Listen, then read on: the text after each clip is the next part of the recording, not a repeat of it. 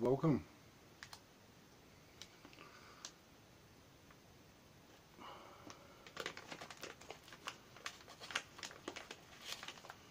Welcome to the new subscribers.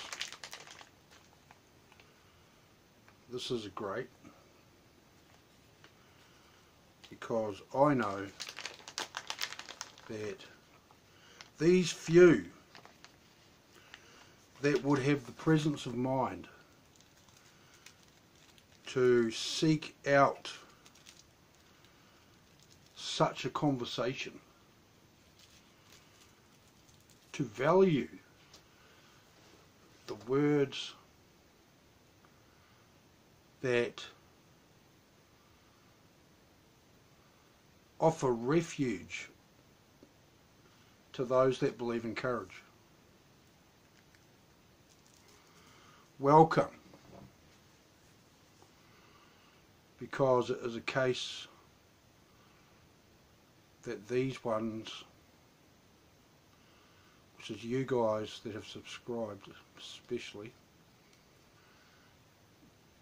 these ones, these are special people. They are very special because they have faith. Even though under this political environment where consciousness doesn't exist because religion has called it the soul, these people are, and that's you guys, right? You're very committed. You know it's the truth, and this is how you've come to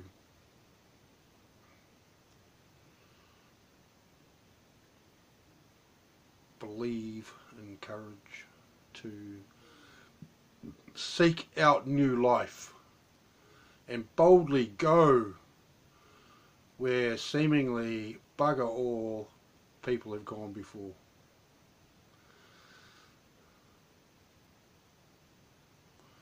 So I'm very, very pleased and proud. And so to acknowledge what seems to be a bit of a jump in subscribers, yay! And tell you what I did today, before I get to the message of today's video. What I did today, I was at the old garage there grabbing a coffee, and there was these two officers there, right? One male, one female. Now the girl, she looked like she was about 24 years old, right? And I told her the story about it, which I may not have divulged actually. I went to the police station with the revelation, right? The discovery, and because it's material to mostly everything the police do. They are the big bum wipers of anxiety, being the moral authority of society, right? And so it's materially bloody, has direct material bearing on what they are up to, that this revelation is of value, right? So I go down there and I said to him, I got this thing, and ended up writing down. And then he took it off to area commander, and off I went. Went back a few weeks later to see if there's any kind of reaction, any feedback going on. Nah, because it's all very disassociated at the desk in the police station. Nobody really talks to anyone, and because they are all under the express audit of the political correctness of anxiety, they can only be interested in things material to what they've been told to be concerned about. So it's a double down on the anxiety thing, because they've got their anxiety, you know, the 8 laws, but then they're under strict instructions to only follow what they've been instructed to do. And yeah, anyway, so nothing going on, so I left. And I went back a third time, about 3 weeks after that, right? And there was this young, like we'll say ethnic police woman, probably a trainee, doing her time on the desk before she gets in the car, you know, or whatever they do. And in typical fashion, she kind of probably appraised me as potentially hostile. And anyway, she was very dismissive. Actually, it was pretty. I'm quite certain she prejudged me as being the hostile person. And this isn't a reflection on me. This is her default setting of anxiety, right? Empowered, emboldened by that she was a policeman and she deals with these highly aggressive people all the time, right? And so she just thinks everyone's like that, which makes the police as bad as the criminals, actually, because that's exactly what the criminals do as well. Prejudge everyone, where they're also philosophically backed up that they are these criminals and they are their group and they are better than everyone else, and we can have power over everyone else, and we have our ways and means of making you do what we want. And so the police and criminals at that level are pretty much the same thing, right? So anyway, I asked this chick, right, should small children be allowed to listen to hip-hop music? Because there's a lot of elements in hip-hop, man, that are not healthy for a well-balanced intellect, to put it mildly. Yeah, hip-hop's really basically the theatre that we're doing well under this political entity, that we are this political entity, and we love being poor, and we have our politics and we have our rules, and we're so cool, and these are the things that why we're really cool. And anyway, this chick cop, she reacted quite badly over that, because she was either she's either a Maori or Pacific Islander, and all of a sudden we had two constables come out and escort me out of the police station, and told me I was trespassed from the police station.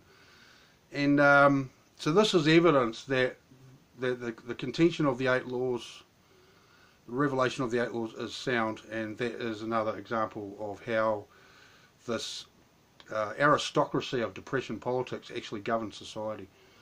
And while everyone cries out against all this tyranny and whatnot, they're actually all pushing the agenda really hard. In fact, that's actually all they're capable of. If people believe that anxiety is wisdom, they can actually they are not capable of creating anything other than a replication of anxiety, actually.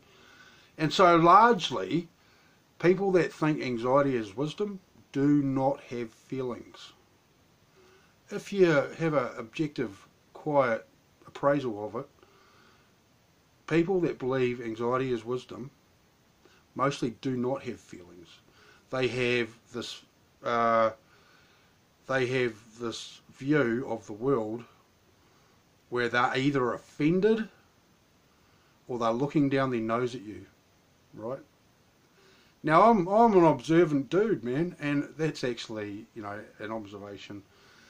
You know, this isn't like the anxiety political sphere, the 8 laws of anxiety political dictatorship fucking reality, where that's entirely credible to be like that, and there's all these theatrical prompts where that's actually justified and actually good, and it's the politically correct thing to do, actually. And this is why in the criminal set, nobody narcs on anyone, man. Nobody rats anyone out, and even the people, say for example, there was a party and one guy gave someone else a big hiding, right, in the party, right? And it can either be in front of people or not in front of people. The political optics is the same. They have done this.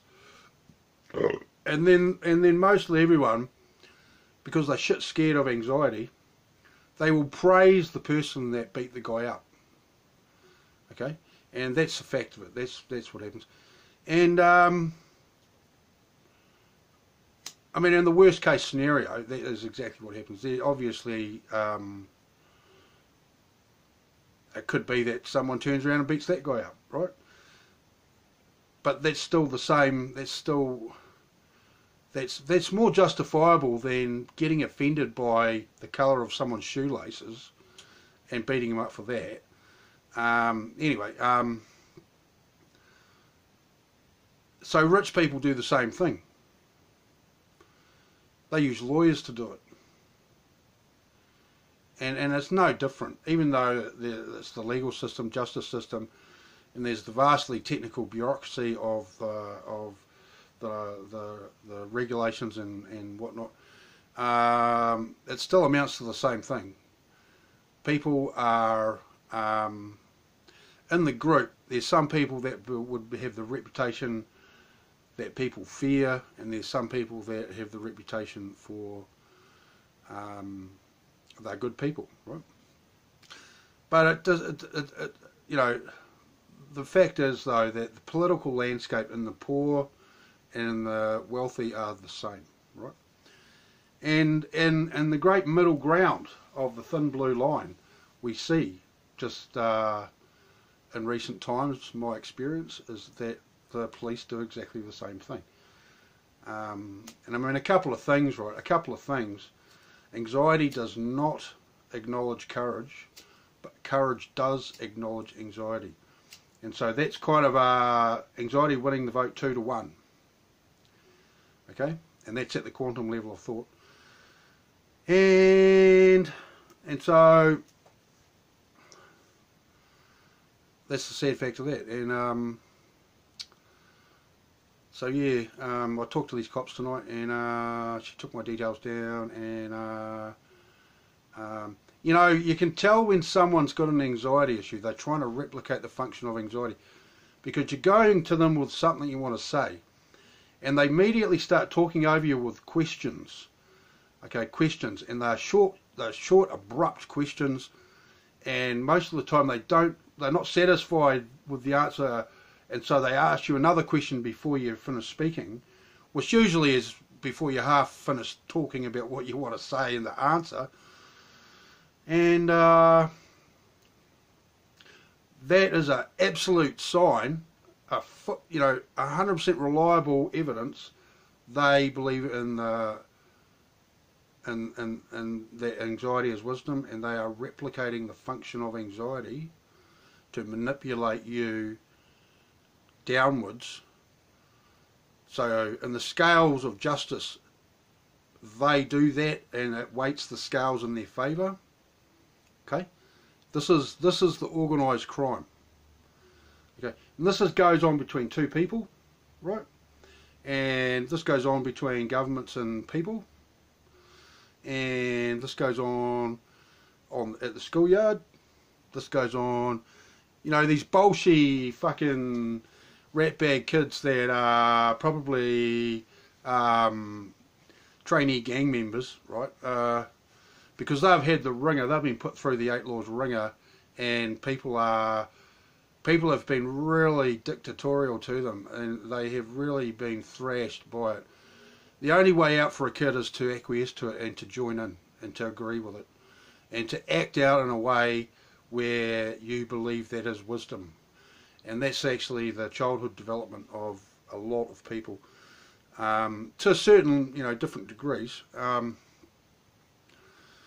Now, so it is with the passive side of aggression, which is more aggressive than the actually overt aggression, which is what rich people do.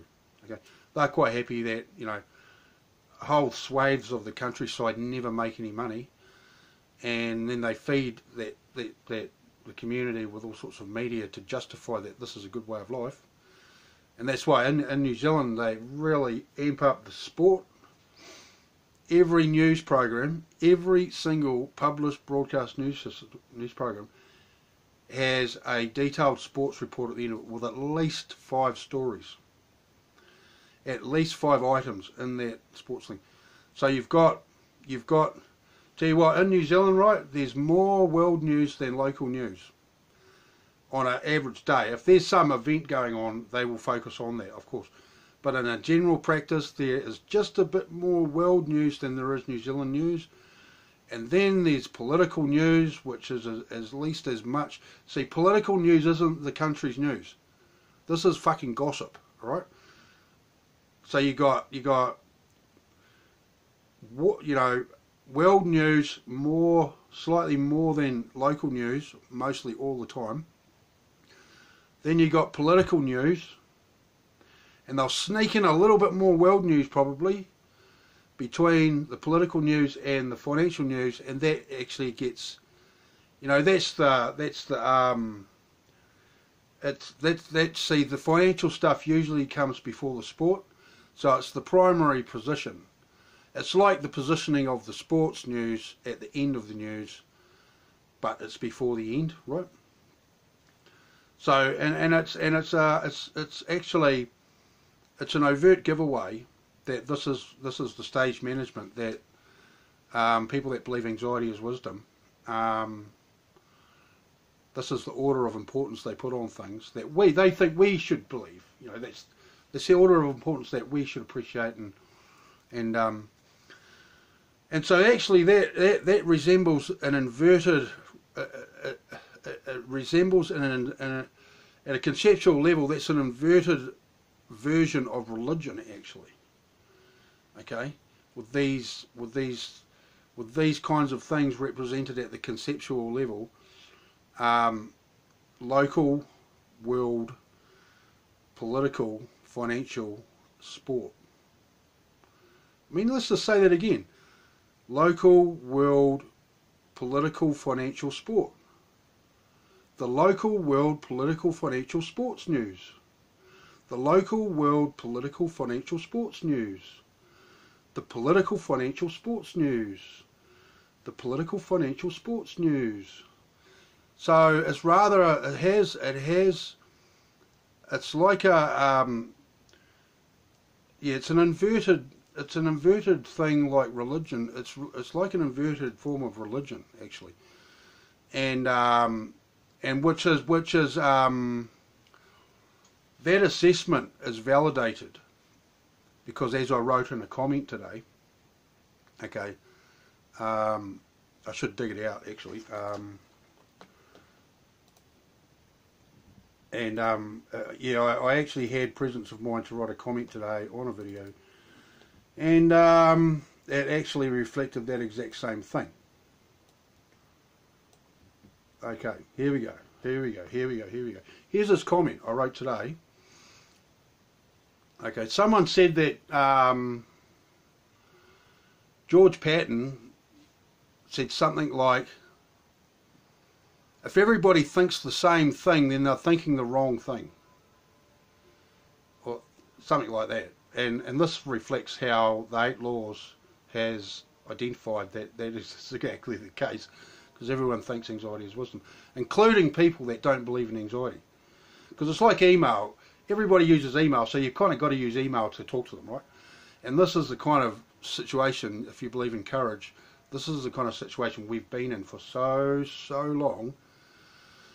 And to develop relationships, we've got to acquiesce to this political dictatorship, and the human being compromises their values to fit in with that. Okay, and this is what the message seeks to write, that we can actually come out of the shadows and be ourselves, and we can call the spade a spade, and we can But as I was saying about the news, right? Local, world, political, financial, sport news. Political, financial, sport news. Political, financial, sport news. Here's the comment, right? He'd said this thing that is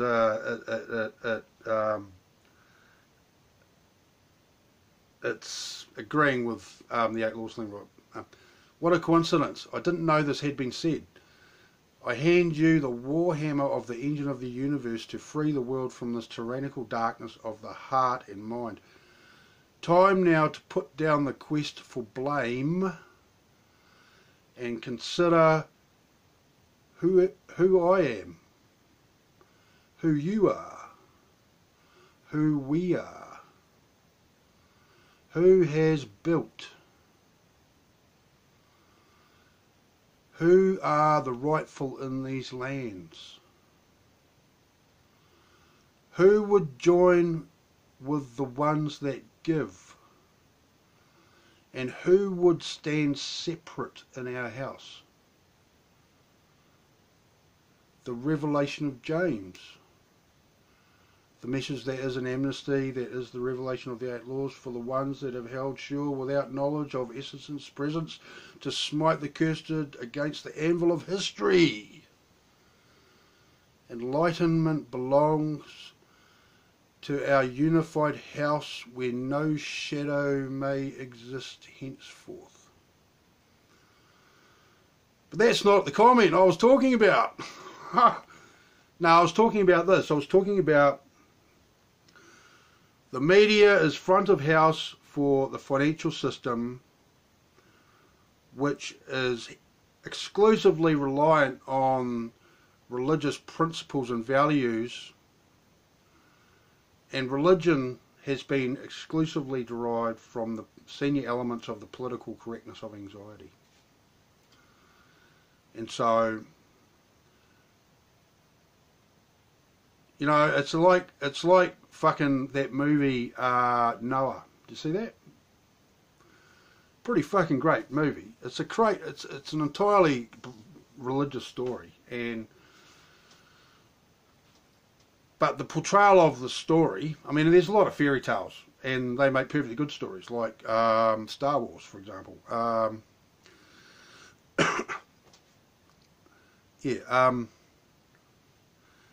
So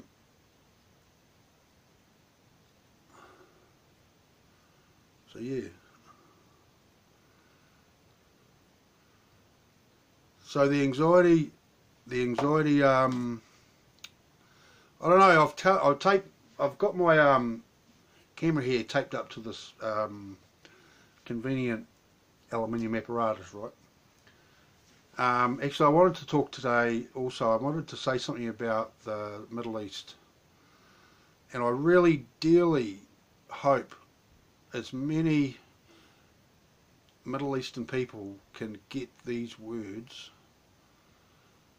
because I know for a fact there is no teenager in the Middle East that isn't sick to death of anxiety and the theatre that anxiety uses to force people by virtue of threats of violence, and not like in the West where they're only kind of implied threats. They are actual death threats, and they kill people in these places, right? And I know that so many teenagers in the Middle East, I feel so sorry that they go through this hideous human perception that anxiety is wisdom, in this grand, you know, scripted emotional blackmail that is religion. You know, if religion disappeared tomorrow, it wouldn't change the fact that God's there. If religion disappeared tomorrow, Allah, God, would probably be quite happy about it, because then people could have the clear contact with those dudes, because these fucking people insist on getting in the way, because actually that is just an anxiety thing, that the belief of God and Allah and all that, that is actually the optimum outcome of the political correctness of anxiety. And so in both instances they are literary characters, including everything in the Talmud. Okay, everything in the Talmud, man. And so all praise to any Middle Eastern people that can stumble through the darkness and come across the 8 laws. You know, I would love that. I would love to hear from anyone from the Middle East to talk about this, because the violence and conflict is completely it's completely unavoidable while everyone believes anxiety is wisdom. Okay? Because everyone believes anxiety is wisdom, that means violence is virtuous. That's why violence is they believe violence is virtuous. It's because they believe anxiety is wisdom. And what you got there is, anxiety effectively exists in language, and thought being a type of language, you use language to think. So it's a belief system, and when you include the weapon and violence as part of the vocabulary, this is what is going on. This is why it's going on. This is the crime situation in America, because the media only focus on the bad things, and so all that bad shit going on in America, right? All that social problems, the black thing, the Black Lives Matter, the fucking, all of that has been seen as politically credible because people believe anxiety is wisdom. Even the people that don't like it, even the people that believe in courage, they still think it's politically credible because of their relationship to anxiety, because of that vote rigging, right? And because, I wanted to say something about the Middle East, because Saudi Arabia, right, they've been behaving quite strangely, and here's what I believe is going on, right? Saudi Arabia are feeling a pronounced position of weakness, okay, a pronounced position of weakness, because at one hand, Trump reminded them, now this is literally true, man, Trump reminded them that Obama had offered them $110 billion of weapons. It's not a deal Trump made. Obama offered them that. Now, they were offered that, and it was announced, and Trump did his big talk, right? The thing with it is that the Saudi Arabia, Qatar, right, they are, I think this, right, they are a lot closer to what Trump believes a country should be than Saudi Arabia is, right? In fact, Qatar and Trump might get along really quite well, because as I've researched from people that have been there, and they're locals, right? Qatar believes in conversation and relationships, and Saudi Arabia believes in control. And Trump believes, owners nurture and managers control. Okay? Owners nurture and managers control. That is the nature of the human being at work. And for my view, Qatar is a nurturer. They may have their own secret service out in other places. Of course, they all do, man. That is standard issue for a government, have their secret services out and about. And if I was dealing, if Wahhabism in Saudi Arabia, right, they would be a very aggressive kind of a secret service, right? And I would have to have a secret service just to fucking keep an eye on those fuckers, right? So the whole idea that Qatar is funding terrorism, this could be a very big bullshit fucking line, man. That where the opposite is the case, actually. The opposite is the case. Because it's a fucking bowl of spaghetti, eh? The whole political thing over there, all the relationships over there, all the fucking promises that people have made that other people don't know about. And it's just a fucking big car crash, road accident, bowl of spaghetti, fucking mess. Because everyone believes anxiety is wisdom. They try and get famous. They try and prevail over another. That's the wrong thing to do. And here's Trump. He comes over there and he says, "No, I'm washing my hands of this fucking shit, and you better fucking all pull your socks up, fucking get your ass into gear to make it like you say you want it. Stop doing shit that fucking makes it go wrong." And that's probably effectively what he said. Because I know Trump, man. He is heart and soul, middle class, blue collar, for the love of creating a beautiful fucking anything, man. And he loves smiling fucking other smiling participants. He loves it when everybody wins. Just like the corporate deal. Build the fucking hotel, employ heaps of people, and at the end you've got lots of fucking shops that have had lots of business, and you've got this great fucking beautiful hotel, and the community has got this beautiful blessing, and it's like fucking wonderful. So Trump needs those people in the governments of the Middle East to actually fucking do that. And stop playing fucking ego warfare, because that's all it is. It's all the ego of anxiety. And so for Saudi Arabia to play the heavy focus on Qatar after 3 years of murdering Yemenis, man. And I feel bad about that, because I know those Houthi rebels. They're just the strongest in the community, the councils, the leaders of their communities. They've just been branded rebels because they're the ones that can stand up and defend the country. And that's why they've been deemed the enemy, just like anxiety does to honest people that live in the same house as an anxiety sufferer. Anxiety will attack them. In New Zealand we call it tall poppy syndrome. If you've had a successful event and you come home and you announce it, you'll get people immediately question it and level heavy complaints against something that's nothing to do with what you win, just to make it, just to give it, so you look like you're off balance, and it's like, this is anxiety's A game. Okay?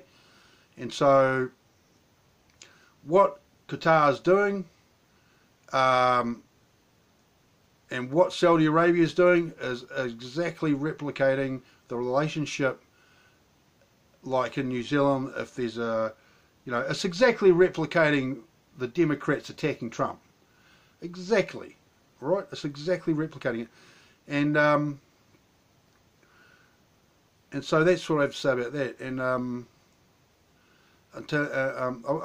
I was really going to make a video about the political situation in New Zealand, because, as I've said, the Saudi treatment of Qatar is just like the demons on Trump, and there's various things going on internally in New Zealand which would be replicated in other countries that have any country that's got a strong education system. Okay, and I will make that video, because there's a mountain of material to discuss the 8 laws of anxiety. There is a fucking pile of material that is worthy to critique from the perspective that anxiety is not wisdom. Okay, so New Zealand has been created firmly on the belief that anxiety is wisdom, including like a leading a leading celebrity in New Zealand. I think Kerry Woodham was her name. She's remarried. She's freaking out on the radio the other day, right? That she wants to, she heard the Queen's speech where you should be able to delete some Facebook stuff from old times, and she's freaking out. Oh, that's probably a good idea, It's like, really, fuck, man, we should be able to do that. That's really fucking, yeah, I think that's a good idea, man. It's like, so obviously she's done some pretty fucking out there stuff in her fucking time, mate. And I rang her up and I says to her, the problem with wanting to delete stuff off the internet from your old days is that actually, why can't people forgive? Because people don't forgive, man. Christians don't forgive. Christians don't interact with anyone else, so they don't fucking forgive, man. They're a fucking cultist clique, just like anxiety likes, man. And so, yeah, why can't people forgive? Because that is what is going on that's wrong, right? Why can't people forgive, right? Well, if you get some person in a house for domestic violence, right, and they're on and on and on and on and on and on and on and on about something, obviously they can't forgive because they keep going on and on and on and on about it, and they're bashing the other person over the head with it. And typically that ends up with the guy just punching her out, because that literally is the only thing that'll stop them. Nothing that can be said can stop them, because the victim invariably will try and rely on courage to get them to listen and see reason. But anxiety doesn't acknowledge courage. Anxiety doesn't acknowledge courage. That's why Islam have a big problem with infidels. That's why Jewish people hate the Goyim. Because anxiety doesn't acknowledge courage. And there's exactly why nobody can figure out domestic violence. It's because everybody believes in that anxiety is wisdom, or they suffer from Stockholm syndrome, right? And nobody will question that anxiety is the genesis of the social dysfunction of all descriptions. Nobody questions it, because everyone believes anxiety is wisdom, because of that vote rigging, because religion has the most amazing tapestry of emotional blackmail to force people to operate as per that anxiety is wisdom. Now, this is an observation that anxiety is a political entity that is comprised of 8 laws. And we must, it's just a miracle that I could defeat the overlapping anti-tamper measures of anxiety to bring this to light. And it is that I've been nurtured my whole life by the universe, because I have faithfully acknowledged courage in the face of a wall of hostility. And in my next video I will talk about New Zealand. I will talk about the true nature of the political system in New Zealand, with the worst suicide rate in the worst youth suicide rate in the OECD, just the worst statistics, man. There's like domestic violence call out every fucking 4 minutes or something by the cops. Child mortality, 70% of child murders are done by women. Okay, so we'll be discussing woman's relationship to anxiety in the next video, which is rather important, because those of us who value courage adore women. Women are amazing. Women are, it's a magical thing. I mean, on this earth, in this universe, we are spectacular life form. To not only just be here and be able to make things and talk, but the dynamices, this it's just astonishing in all the universe. I mean, we're amazing. We're and so I don't think it's fit for purpose that we believe that anxiety is wisdom. Okay. So tomorrow, next vid very soon, very, very soon. It is something that is, you know what, the New Zealand situation is what has trained me to follow this path to get to where I have this message. And so you should find it quite interesting, I think. Peace, people.